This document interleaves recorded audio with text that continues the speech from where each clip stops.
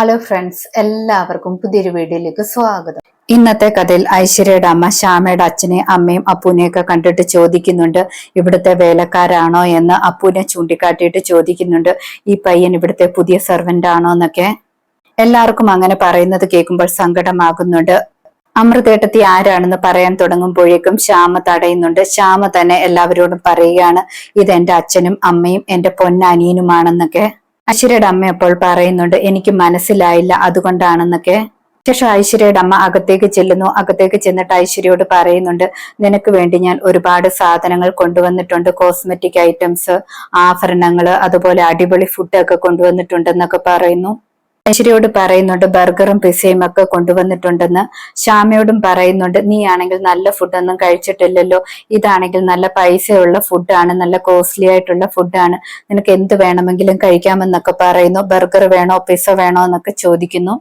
ശ്യാമ അപ്പോൾ വീട്ടിൽ നിന്നും കൊണ്ടുവന്ന പലഹാരം കയ്യിലെടുത്തിട്ട് പറയുന്നുണ്ട്, ഈ പലഹാരത്തിന് ഒരു പ്രത്യേകതയുണ്ട്, ഇത് ഏത് കടയിൽ ചോദിച്ചാലും കിട്ടത്തില്ല.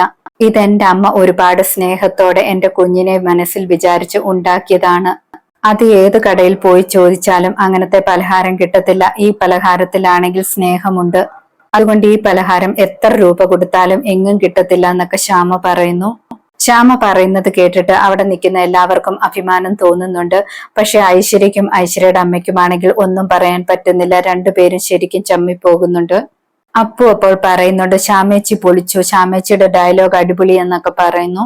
ശ്യാമ അമ്മയോട് പറയുന്നുണ്ട്, അമ്മ തന്നെ എനിക്ക് ഈ പലഹാരം വായിൽ വെച്ച് തരാനെന്ന്. അമ്മയാണെങ്കിൽ ശ്യാമയ്ക്ക് പലഹാരം വായിൽ വെച്ച് കൊടുക്കുന്നു.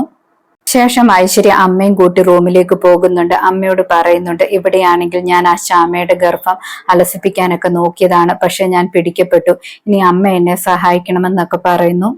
ഐശ്വര്യയുടെ അമ്മ സഹായിക്കാമെന്നൊക്കെ പറയുന്നുണ്ട്. ഐശ്വര്യ പറയുന്നുണ്ട്, അത് മാത്രമല്ല വസുന്ധരാമ്മയ്ക്ക് ഇപ്പോൾ എന്നോട് സ്നേഹമില്ല, അതും മാറ്റിയെടുക്കണമെന്നൊക്കെ പറയുന്നു. അവരെ നല്ലൊരു പാഠം പഠിപ്പിക്കണമെന്നൊക്കെ പറയുന്നു. അതുമേറ്റെന്നൊക്കെ ഐശ്വര്യയുടെ അമ്മ പറയുന്നുണ്ട്. ഐശ്വര്യ പറയുന്നുണ്ട്, ഐശ്വര്യയുടെ വിലയും നിലയും ഒക്കെ എന്താണെന്ന് മമ്മി ഇവരെ എല്ലാം കാണിച്ചു കൊടുക്കണമെന്നൊക്കെ. ഐശ്വര്യയുടെ അമ്മ അപ്പോൾ പറയുന്നുണ്ട്, അതെല്ലാം ഞാൻ ഏറ്റെന്ന്. ശേഷം കാണിക്കുന്നത് അഖിലിനെയാണ്. അഖിലിന്റെ അടുത്തേക്ക് രേഷ്മ ചെന്നിട്ട് പറയുന്നുണ്ട്, ആദിത്യൻ സാറ് ചൂടിലാണ്, സാറിനെ വിളിക്കുന്നു എന്ന് പറയുന്നു. അഖിൽ ആദിത്യന്റെ അടുത്തേക്ക് ചെല്ലുന്നു. ആദിത്യൻ ഒരുപാട് ദേഷ്യത്തോടെ അഖിലിനോട് സംസാരിക്കുകയാണ്.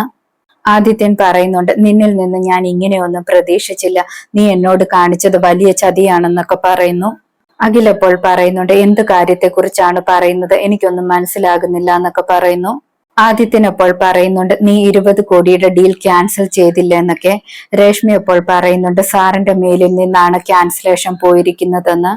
അഖിൽ അപ്പോൾ പറയുന്നുണ്ട്, ഞാൻ അറിഞ്ഞ കാര്യമല്ലെന്നൊക്കെ. പക്ഷെ ആദിത്യൻ അതൊന്നും വിശ്വസിക്കുന്നില്ല. നീ എന്നോട് കള്ളമൊന്നും പറയണ്ട, നീ എന്നെ അറിഞ്ഞുകൊണ്ട് ചതിക്കുകയായിരുന്നു, എന്റെ കൂടെ നിൽക്കാമെന്ന് പറഞ്ഞിട്ട് എന്നെ ചതിക്കാൻ വേണ്ടിയായിരുന്നോ എന്നൊക്കെ ചോദിക്കുന്നു. രേഷ്മയ്ക്കാണെങ്കിൽ ഇതെല്ലാം കാണുമ്പോൾ ഒരുപാട് സന്തോഷമാകുന്നുണ്ട്. ആദിത്യൻ ഒരുപാട് ദേഷ്യത്തോടെ അവിടെ നിന്നും ഇറങ്ങി പോകുന്നുണ്ട്. അതിനുശേഷം കാണിക്കുന്നത് ആനന്ദ നിലയമാണ്. ആനന്ദ നിലയത്തിൽ വസുന്ധരാമയും അതുപോലെ ആനന്ദവർമ്മയും എവിടെയോ പോകാൻ വേണ്ടി ഇറങ്ങുകയാണ്. ആ സമയത്ത് ആദിത്യൻ അവിടേക്ക് വരുന്നു.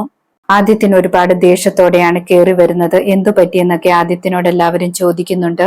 പെട്ടെന്ന് അഖിലും അവിടേക്ക് വരുന്നുണ്ട്. ആദിത്യൻ അപ്പോൾ പറയുന്നുണ്ട്, അഖിൽ എന്നെ ചതിച്ചു, അവൻ എന്നെ മനഃപൂർവ്വം ചതിക്കുകയായിരുന്നെന്നൊക്കെ പറയുന്നു.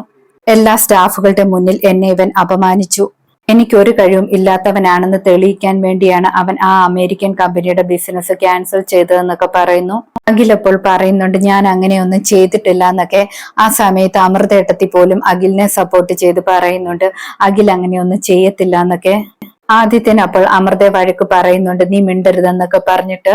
ശ്യാമയും വസുന്ധരാമയും ആനന്ദവർമ്മയും എല്ലാവരും പറയുന്നുണ്ട്, അഖിൽ അങ്ങനെയൊന്നും ചെയ്യത്തില്ല, എന്താണ് സംഭവിച്ചതെന്ന് നമുക്ക് അന്വേഷിക്കാമെന്നൊക്കെ പറയുന്നുണ്ട്. ഐശ്വര്യക്കും ഐശ്വര്യയുടെ അമ്മയ്ക്കും ഈ ബഹളമെല്ലാം കേട്ടിട്ട് ഒരുപാട് സന്തോഷമാകുന്നു.